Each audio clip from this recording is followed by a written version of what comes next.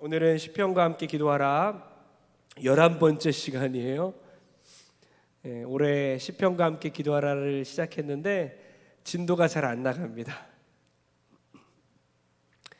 이번에 제1권, 제2권 해서 제5권까지 시편이 나눠져 있는데요, 제2권까지만, 올해에는 제2권까지만 중요한 그런 시편 말씀들을 하나씩 이렇게 묵상하고 배우는 시간을 갖기 원합니다. 시편 62편 1절에서 7절까지 말씀 다 같이 교독하기 원합니다. 제가 먼저 읽겠습니다. 나의 영혼이 잠잠히 하나님만 바라며 나의 구원이 그에게서 나오는도다. 오직 그만이 나의 반석이시요 나의 구원이시요 나의 요새이시니 내가 크게 흔들리지 아니하리로다. 넘어지는 담과 흔들리는 울타리같이 사람을 죽이려고 너희가 일제히 공격하기를 언제까지 하려느냐. 그들이 그를 그의 높은 자리에서 떨어뜨리기만 꾀하고 거짓을 즐겨하니 입으로는 축복이요 속으로는 저주로다. 나의 영혼아 잠잠히 하나님만 바라라. 물은 나의 소망이 그로부터 나오는도다. 오직 그만이 나의 반석이시요 나의 구원이시요 나의 요새이시니 내가 흔들리지 아니하리로다. 다 같이 나의 구원과 영광이 하나님께 있으며 내 힘의 반석과 피난처도 하나님께 있도다. 아멘. 할렐루야. 오늘 옆 사람에게 이렇게 인사합니다. 하나님에 대한 묵상이 우리의 일상을 바꿔줍니다.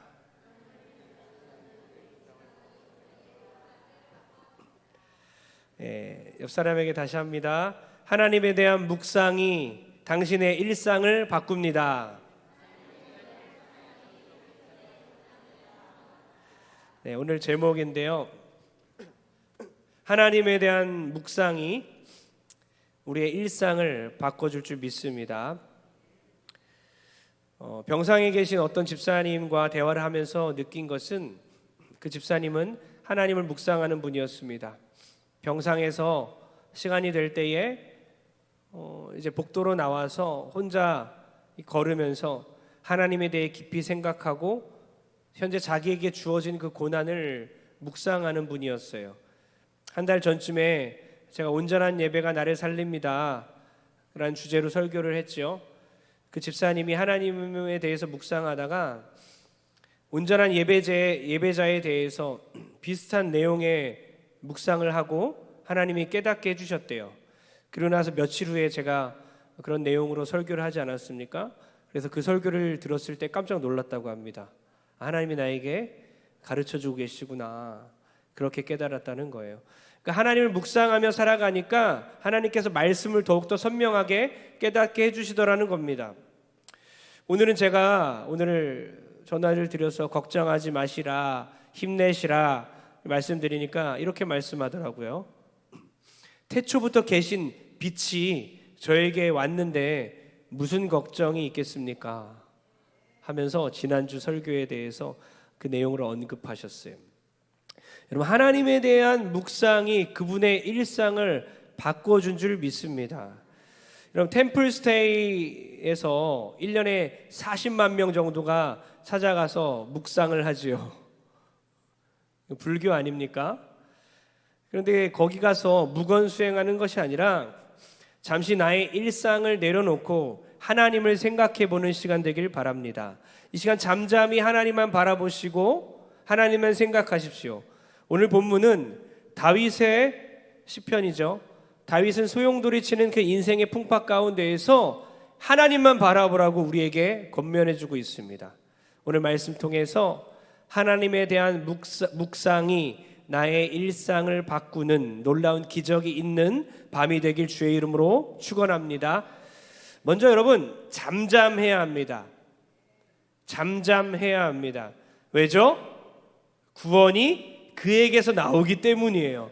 하나님만이 나를 구원할 수 있다. 하나님만이 오직 나의 구원자이다. 내가 만약에 나를 구원할 수 있다면, 우리 기독교 신앙이 내가 나를 구원할 수 있는 것이 우리 신앙의 핵심 가치라면, 우리가 무슨 문제를 만났을 때 요동해야 합니다. 부산 떨어야 합니다. 분주해야 합니다. 왜냐하면 내가 나를 구원할 수 있기 때문에 무단히 애써야지 나를 살릴 수 있기 때문이겠죠. 그러나 기독교 신앙은 뭐라고요? 하나님이 나를 구원하시는 겁니다. 하나님이 나를 살리시는 겁니다. 그래서 잠잠히 하나님만 바라보는 여러분 되어야 될 줄 믿습니다. 4절을 다 같이 한번 읽겠습니다. 4절 시작. 그들이 그를 그의 높은 자리에서 떨어뜨리기만 꾀하고 거짓을 즐겨하니 입으로는 축복이요 속으로는 저주로다.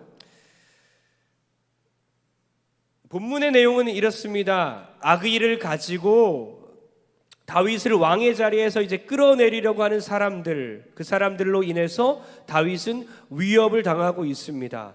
온갖 거짓말을 퍼뜨려서 다윗을 공격하고 끌어내리려고 하고 있습니다. 그런 가운데 다윗이 어떻게 합니까? 넘어지는 담처럼 되었습니다. 흔들리는 울타리처럼 되었다고 그 다음 구절에 또 말하고 있어요. 넘어지는 담처럼 흔들리는 울타리처럼 그렇게 무너지고 있고 부서지고 있다는 거예요. 세상에서 혹은 동선 교회에서조차도 다윗이 당한 그 고난을 우리는 겪을 수가 있습니다. 세상에서만 겪으면 나를 공격하고 나를 끌어내리려 하고 거짓으로 나를 모함하고 힘들게 하는 일들이 세상에서만 있으면 교회에 와서 위로를 받고 돌아가면 그만이에요. 그런데 교회에서조차도 그런 것을 경험하면 낙심하게 돼요. 무너지는 울타리가 되고 허물어지는 담이 됩니다. 이 다윗처럼 되는 거예요. 제가 아무리 무례하면 안 됩니다. 서로에게 무례하게 대하지 마십시오. 상처 입히는 말을 하지 마십시오라고 해도 교회가 그렇게 쉽게 서로에 대해서 예의를 갖추고 서로를 진심으로 사랑하고 상처를 안 입히고 그렇게 되겠습니까?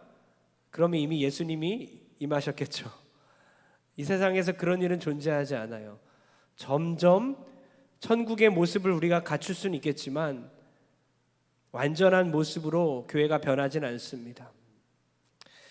그래서 계속 외치는 거죠. 계속 말씀 전하고 또 권면하고 또 다 같이 회개하고 다시 하나님께 돌아오고.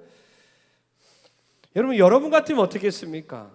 이런 일이 있을 수밖에 없는 교회를 도망가는 게 아니라 더 나은 교회, 나에게 잘해주는 교회를 찾아가는 게 아니라 다윗처럼 그런 일을 겪었을 때 교회에서 내가 사랑하는 사람들에게, 내가 믿었던 사람들에게 그렇게 어려움을, 모함을 당하고 나를 끌어내리려 하고 그런 걸 겪었을 때 여러분들은 어떻게 하시겠습니까?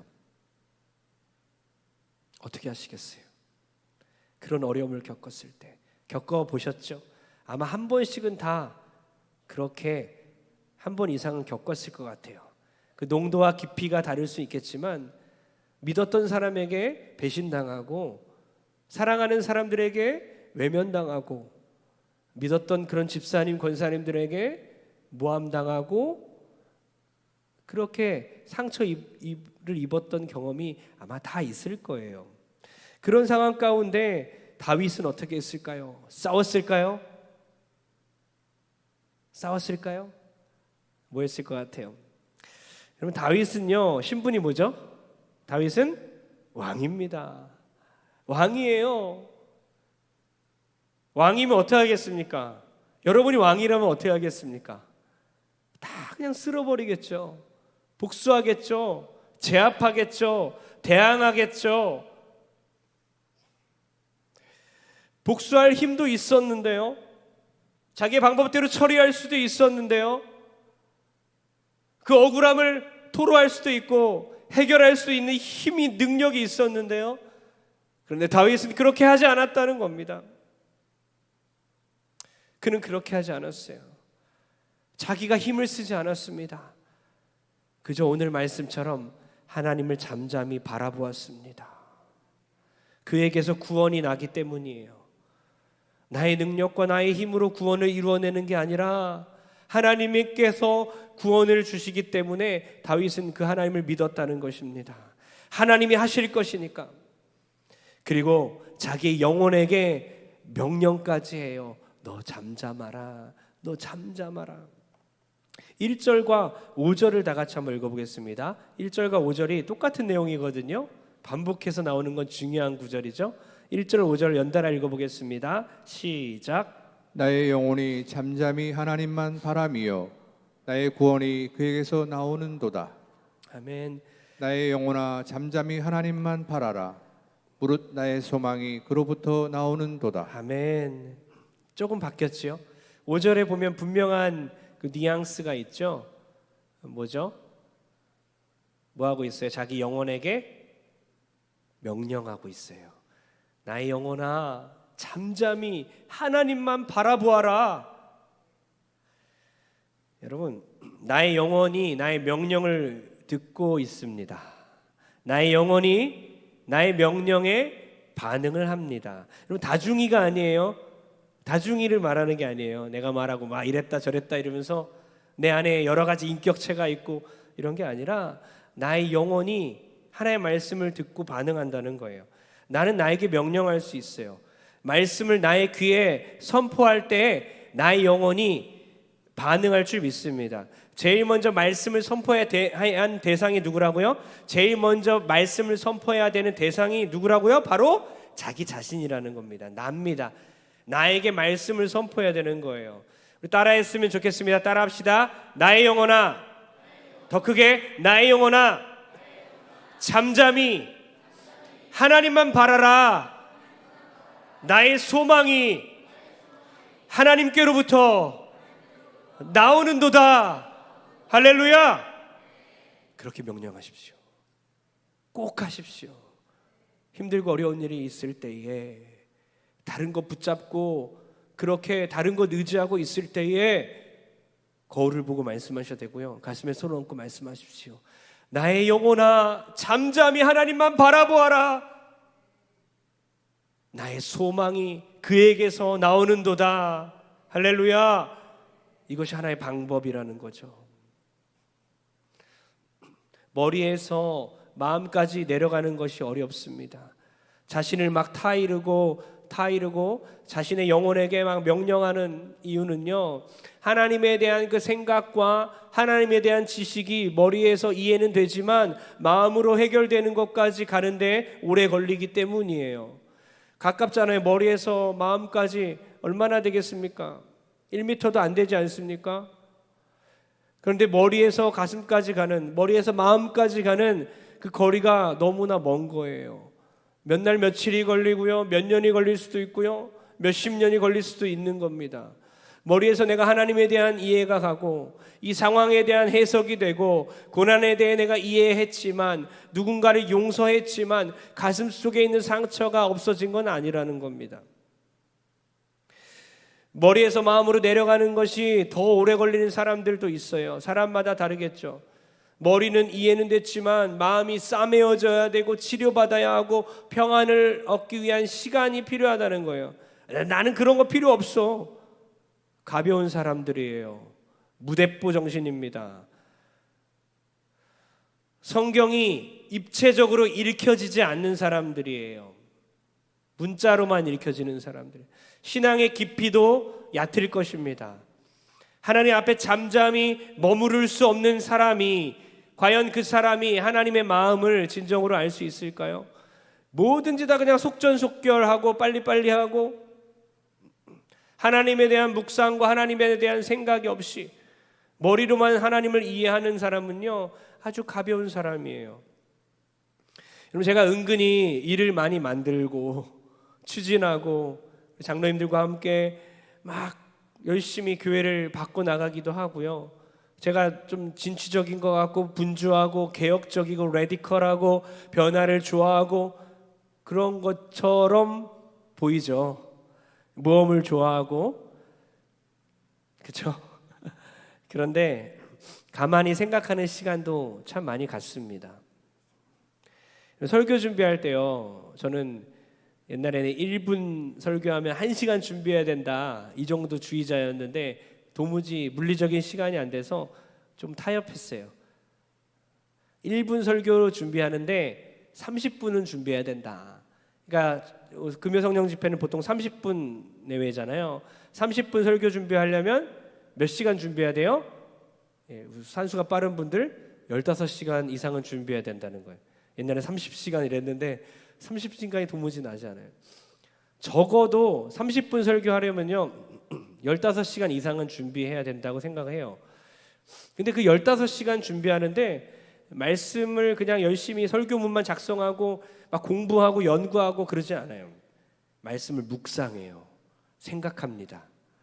이 말씀이 어떤 의미인지, 또 그 말씀이 나에게는 어떤 의미가 되는지, 우리 교회 성도들에게는 어떤 의미가 될 것인지 묵상하고 생각해요. 하나님의 어떠하심을 생각하고 그 하나님의 위대하심을 만났을 때 감동합니다. 눈물을 혼자 흘리기도 해요.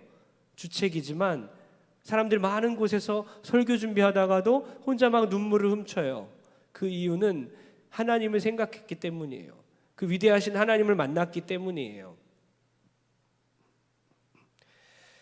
여러분, 일주일에 10편씩 설교를 찍어내는 것은요 건강한 설교자의 모습은 아니에요. 한국교회가 오랫동안 그렇게 해왔지만 미국에 있는 많은 목사님들은 절대 그렇게 하지 않아요. 한 편이나 두 편만 해요. 저도 아무리 생각해도 두 편이 적당한 것 같아요. 두 편 이상 되고 세 편 이상 되면요 묵상할 시간이 없어요. 빨리 막 짜깁기를 하고 막 만들어내서 풀빵 찍어내듯이 찍어내야 돼요. 그렇게 찍어낸 설교 안에는요 물론 성도들은 속을 수 있겠지만 하나님은 아세요. 그 안에 깊이가 없음을, 그 안에 자기가 먼저 굴복되지 않았음을 하나님은 알아요.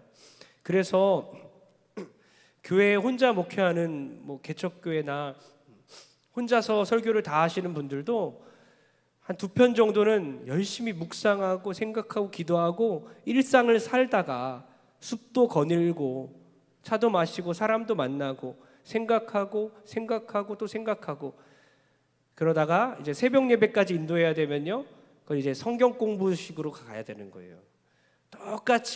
똑같은 그런 농도의 설교를 10편씩 일주일에 한다? 있을 수 없는 일이죠. 마찬가지입니다. 성도님도 똑같아요. 하루하루를 살아갈 때에 하나님의 말씀을 묵상해야 해요. 그냥 예배만 드리고 끝나면 안 돼요. 내가 예배에 일주일 동안 10번 참석했다. 내가 기도를 2시간 했다. 내가 열심히 봉사했다. 이것만이 중요한 게 아니에요. 이러는 가운데 하나님을 생각했는지, 이러는 가운데 하나님 묵상했는지, 이러는 가운데 나에게 주신 그 가정의 자녀들과 사랑한 남편 아내의 그 문제를 하나님 앞에 가져갔는지, 그 사람에 대해 생각해 봤는지, 이런 묵상들이 필요하다는 겁니다. 여러분, 다윗이 지금 선포한 것은요 하나님을 바라보아라, 잠잠히 하나님만 바라봐라, 이것이 그냥 나온 고백이 아니라는 거예요. 그는 그런 삶을 살았기 때문이에요. 아무리 어려운 일이 있어도 일 중심적으로 그냥 빨리 해치우고 끝내고 해결하고, 야 너야 가만히 있어, 감히 나에게 해결하고 끝내는 게 아니에요. 생각하고 묵상하고, 이건 내 일이 아니구나, 나를 공격하고 나를 끄집어내려는 사람들, 온갖 거짓말로 나를 모함하는 사람들, 이건 나의 일이 아니구나, 하나님의 영역이구나 하면서 잠잠히 하나님만 바라보았다는 겁니다. 우리 모든 성도님들 잠잠히 하나님만 바라보는 그런 귀한 믿음의 사람들 되길 주의 이름으로 축복합니다. 하루 일과를 다 마치고 아이들을 잠자리에 자게 하고 밀린 설거지와 청소를 하고 이제 늦은 새벽 1시, 2시에 밀린 드라마를 보는 대신에 뭐예요? 하나님을 묵상하고 말씀을 읽고 하루를 그렇게 정리해 보십시오. 분주한 하루 일과를 다 보내고 열심히 일하고 대여섯 시 돼서 또 야근한 사람들 9시, 10시 돼서 녹초가 되어 왔을지라도 그날 하나님 말씀을 한 구절이라도 묵상해 보십시오. 나의 삶을 하나님께 올려드리며 기도하며 무릎 꿇고 하루를 하나님께 올려드리고 묵상해 보십시오. 그 묵상이 그의 일상을 바꿔줄 줄 믿습니다. 그의 일평생을 바꿔줄 줄 믿습니다. 여러분, 대신에 사람은 묵상하지 마십시오. 하나님은 묵상하되 사람은 묵상하지 마십시오. 시편 56편인데요. 시편 56편 4절입니다. 다 같이 크게 읽겠습니다. 시작. 내가 하나님을 의지하고 그 말씀을 찬송하올지라. 내가 하나님을 의지하였은즉 두려워하지 아니하리니 혈육을 가진 사람이 내게 어찌하리이까. 아멘. 다 같이 한번 따라합니다. 사람이 내게 어찌하리요? 사람이 내게 어찌하리요?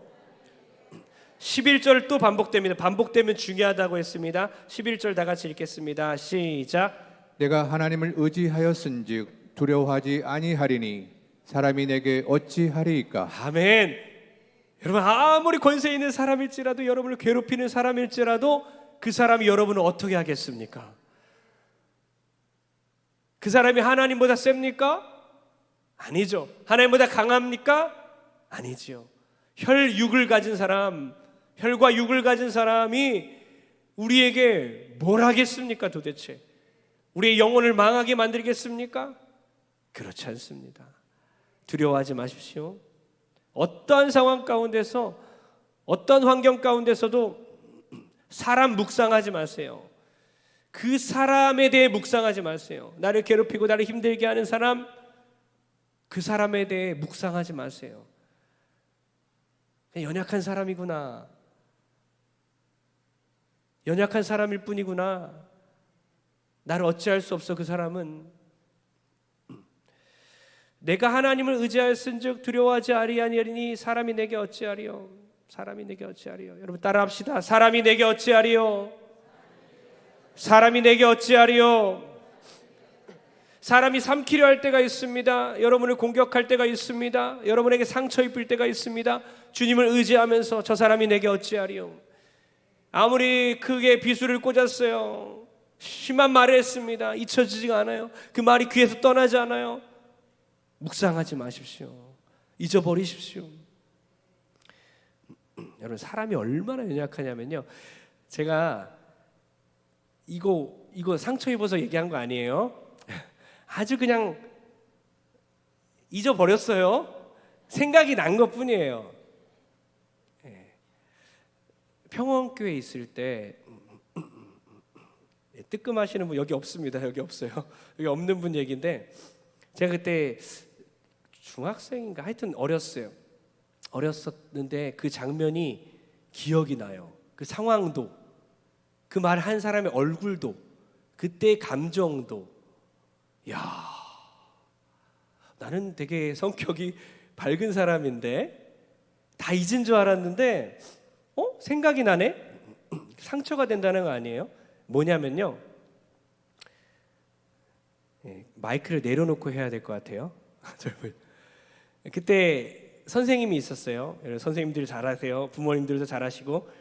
선생님이, 저는 이제 학생이었고 교회 학교 학생이고 그분은 선생님이었어요. 인정 많이 받고 있는 선생님이었는데 지금 우리 교회에 다니지 않고 다른 데서 목회하고 있는 것 같은데, 어쨌든 그분을 미워하지 않아요. 근데 저한테 뭐라고 했냐면요, 딱 오더니 너는 눈이 왜 그래? 이렇게 하는 거예요. 눈을 찢는 거예요. 이거는 이제 축구계 가면 이제 인종차별, 한국 사람들이 막 눈 찢고 공격하는데, 그때 뭐야, 이분은 왜 나한테 이러지? 이렇게 생각했던 것 같아요. 눈이, 지금 웃으신 분들 끝나고 남으세요. 제가 원래 이제 태어날 때 병원에서 일했대요. 제가 저번에 말씀드렸잖아요. 우리 어머니에게, 우리 엄마에게 간호사가 어머니 아기가 눈을 뜨지 않아요. 아기가 눈을 뜨지 않아요. 아니, 엄마가 다 반대로 엄마가 간호사에게 간호사님 아기가 눈을 뜨지 않아요. 그래 간호사가 뭐라 그랬어요? 이게 다 뜬 거예요. 그랬대요. 어쨌든 이렇게 했는데 교사가 그랬기 때문에 아마 마음에 남았나 봐요. 근데 제 상처 아니에요. 예를 들어 말씀드리는 거예요. 근데 이게 정말 기분이 정말 나빴고, 저는 잊어버렸거든요. 잊어버렸다가 그게 생각났거든요. 그게 아니라 매일매일 정말 생각날 정도로 기분이 나쁜, 절대 잊혀지지 않는 거예요. 아마 앙심을 품고 복수하고 싶고 그 사람 얼굴도 쳐다보고 싶고 그 사람 목소리도 듣기 싫고 그런 사람들이 우리 교회에 있어요. 서로에게 있어요. 여러분들이 그렇게 가해자, 그렇게 행동한 사람이 될 수도 있어요. 그래서 그만큼 무서운 거라는 거예요. 사람 묵상하면 안 돼요. 그런 일을 겪을지라도 저는 이제 이거 별거 아니지만 정말로 심하게 영적으로 공격하고 정신적으로 공격하고 부모까지 공격하고 가족들을 공격했을지라도 그 사람을 묵상하면 큰일 나요.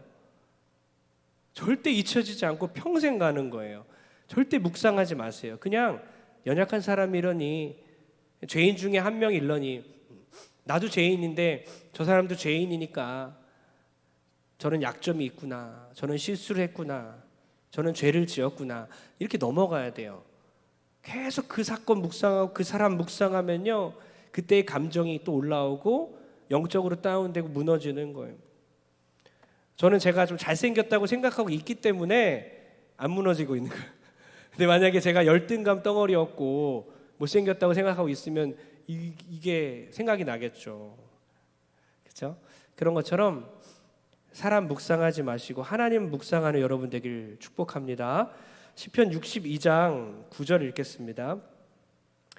다 같이 읽겠습니다. 시작. 아 슬프도다. 사람은 입김이며 인생도 속임수이니 저울에 달면 그들은 입김보다 가벼우리로다. 네. 아까 뭐라 그래서 사람이 내게 어찌하리요 이랬는데, 그 사람들은 입김보다 가볍구나. 하나님 앞에서는 사람의 입김이고 입김보다도 가볍구나. 날아가는 거예요. 그냥 아무것도 아닌 존재인 거예요.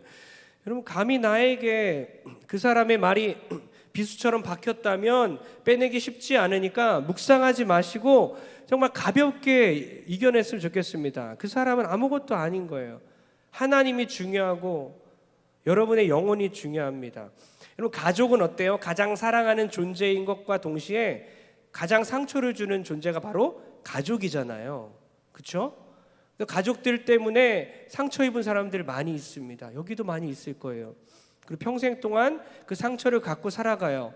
그리고 그것이 성격이 되고 마음속에 고슴도치 한 100마리 있는 분들 있죠.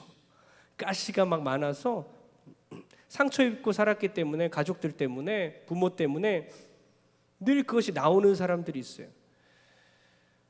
여러분, 가족들 간의 마음의 상처를 주어서 그 사람의 평생의 성격을 만들고 고슴도치가 마음속에 몇백 마리 있는 가시투성이 있는 사람일지라도 그 사람 묵상하지 말라는 거예요.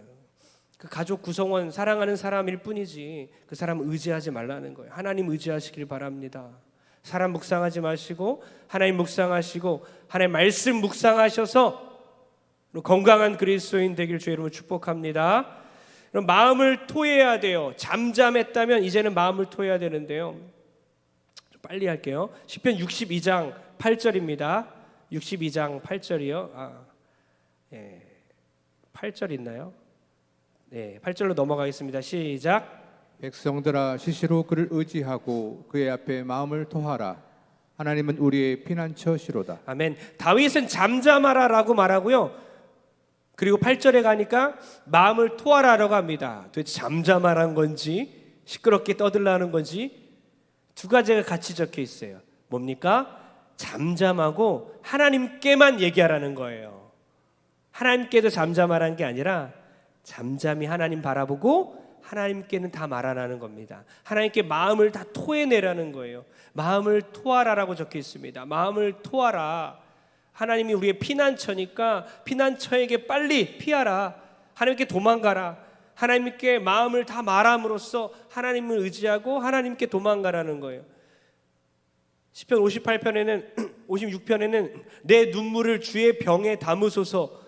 그것도 다윗의 시인데요. 내 눈물을 주님의 병에 담으소서. 나 주님 앞엔 다 울 거예요. 내 속상한 마음 다 하나님께 다 말할 거예요. 주님 앞에 눈물 펑펑 흘릴 거니까 하나님이 병에다가 내 눈물 담아주세요. 여러분, 적절한 공격성 필요하지요.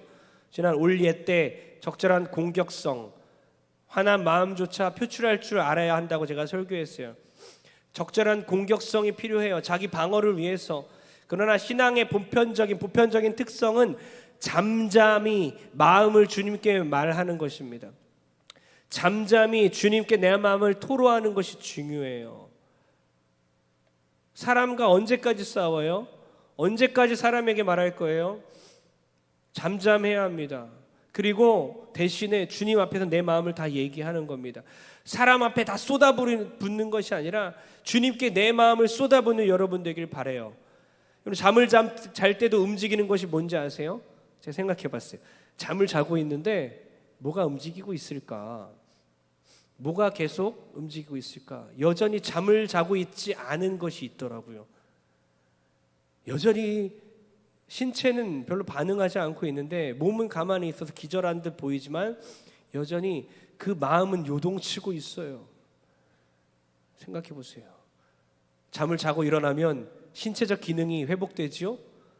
그래서 아무리 열심히 일했어도 다음날 또 일할 수 있는 이유는 근육이 다시 이완이 되고요, 몸의 신체적 기능이 회복이 되고 뭉쳤던 게 풀리기도 하고요, 쑤신 것들이 좀 회복이 되는 거예요.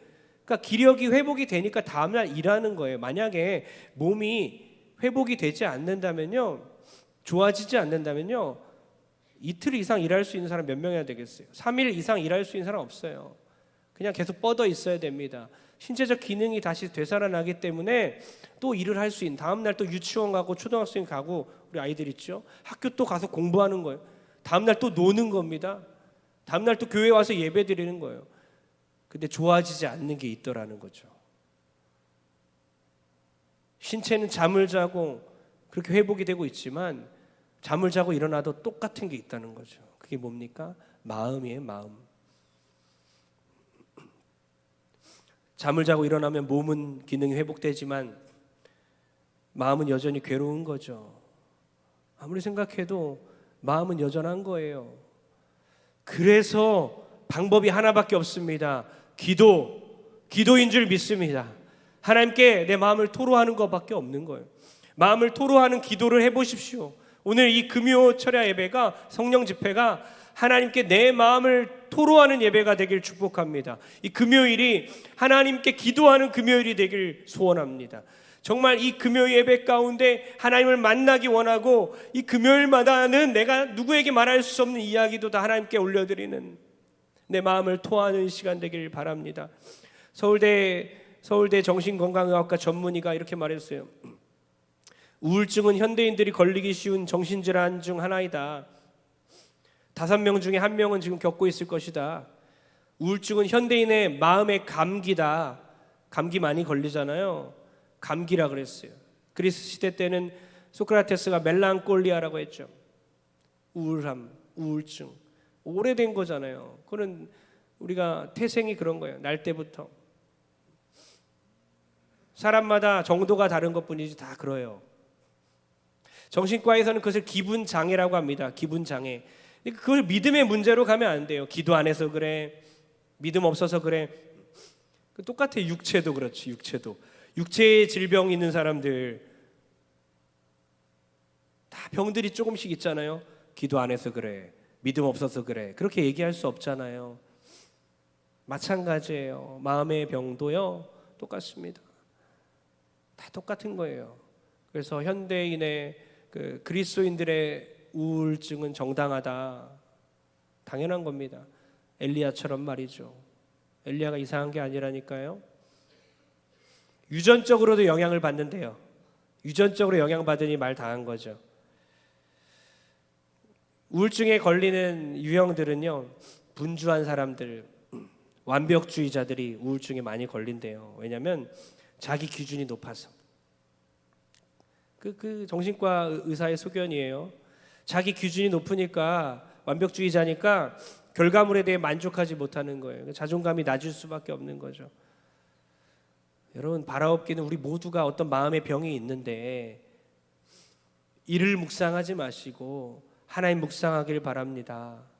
사람 묵상하지 말고 나의 공격했던 말들을 묵상하지 마시고 하나님께 마음을 다 토로하길 바랍니다. 몸이 아프면 약국으로 가지만 마음이 아프면 어딜 갑니까? 약국이 없습니까? 여기 있잖아요. 마음 약국. 바로 마음 약국인 기도하는 집인 하나님께 오시기를 바랍니다. 그래서 다 치유받고 오늘 다 회복되어 돌아가길 주의 이름으로 축복합니다. 대부분의 성도들이 마음의 질병을 갖고 있고 저도 마찬가지죠. 그런데 우리가 할 수 있는 일이 하나 있다는 거죠. 주님께 마음을 토로하십시오. 마음을 주님께 쏟아 부으십시오. 주님께서 해결해 주실 줄 믿습니다. 시편 62장 11절입니다. 다 같이 시작. 하나님이 한두 번 하신 말씀을 내가 들었나니 권능은 하나님께 속하였다 하셨도다. 아멘. 권능이 누구에게 속했다고요? 하나님께. 권능이, 권세가, 능력이 하나님께서 나온다면 나에게 권세가 주어질 때에 겸손할 수 있고, 누군가 권세 있는 사람이 나에게 함부로 할 때도 그를 두려워하지 않을 수 있는 겁니다. 왜죠? 오직 권능은 하나님께로부터만 나오기 때문입니다. 62장 12절입니다. 시작. 주여 인자함은 주께 속하오니 주께서 각 사람이 행한 대로 갚으심이니이다. 아멘. 하나님이 다 해결하실 것입니다. 모든 문제들 가운데 하나님께서 알아서 해결해 줄 것이니 우리는 잠잠히 묵상하고 기도할 뿐입니다. 주의 인자함이라고 적혀 있는데요, 헤세드, 바로 아가페, 변치 않는 사랑을 말하고 있습니다. 하나님이 변치 않는 사랑으로 각 사람을 사랑하십니다. 변치 않는 사랑으로 우리를 도우십니다. 변치 않는 사랑으로 우리의 문제를 해결해 주실 줄 믿습니다. 그 하나님께 잠잠히 마음을 토하는 우리 모든 성도 되길 주의 이름으로 축복합니다. 정리합니다. 결론 내릴게요. 하나님에 대한 묵상이 일상을 바꾼다. 그래서 어떻게 하라고요? 잠잠하라. 하나님의 구원을 바라보고 그에게서 소망이 나옴을 바라보았으면 좋겠어요. 또한 잠잠하는 대신 우리의 마음을 누구에게 말해요? 하나님께 다 토해내라. 하나님께서 모든 권능이 주님께 있으니 각 사람에게 다 갚아주시고 해결해 주시고, 또 여러분을 힘들게 하는 사람도 알아서 정리가 되게 하실 줄 믿습니다. 모든 문제들 가운데 너무 분주하고 부산 떨고 그렇게 하지 마시고 하나님 묵상하고 기도하면서 하나하나 오늘도 해결해 나가는 우리 모든 성도 되길 축복합니다. 여러분, 하나님 묵상한다는 게 뭘까 생각해 봤어요. 잔잔한 물가에 돌을 하나, 그 호수에 돌 던지는 것과 같다는 생각이 들었어요. 잔잔한 물가에 호수에 돌을 하나 던지면 파장이 일어나잖아요. 돌이 떨어진 그 부분부터 시작해서 파장이 동글동글하게 일어나지요. 해보셨죠? 돌은 깊숙이 내려갑니다. 돌은 끝까지 내려가고 그 파장은 퍼져요. 현실이 어렵지만, 바쁜 일상 속에 걱정 속에 살아가는 우리지만, 가정의 문제가 끊이지 않지만 그럴지라도 잠잠히 하나님을 생각하십시오. 모든 생각이 정리가 되고 삶이 해석이 될 것입니다. 반대로 막 폭우가 일어나고 있어요. 물이 불어났습니다. 그런 계곡에 아무리 돌멩이를 던져도, 그 소용돌이 치는 그 물결 위에 돌을 아무리 던져도 아무 일도 일어나지 않는 거예요. 바쁜 일상 속에서 걱정은 걱정대로 치열하게 살아가면요, 신앙생활 아무리 반복한다고 할지라도 정신만 더 없어지는 거예요. 잔잔한 물가에 호수를 던지는 것처럼, 돌을 던지는 것처럼 하나님을 묵상한다는 것은 뭐라고요? 잔잔한 그 호수에 물을 던지는 거예요. 헷갈리네요. 잔잔한 그 호수에 돌을 던지는 거예요. 그런 것처럼 바쁜 일상 가운데 하나님을 묵상해 보십시오. 돌 하나가 날라와서 마음에 박혀서 그 말씀이 우리의 마음에 새겨지게 될 줄 믿습니다.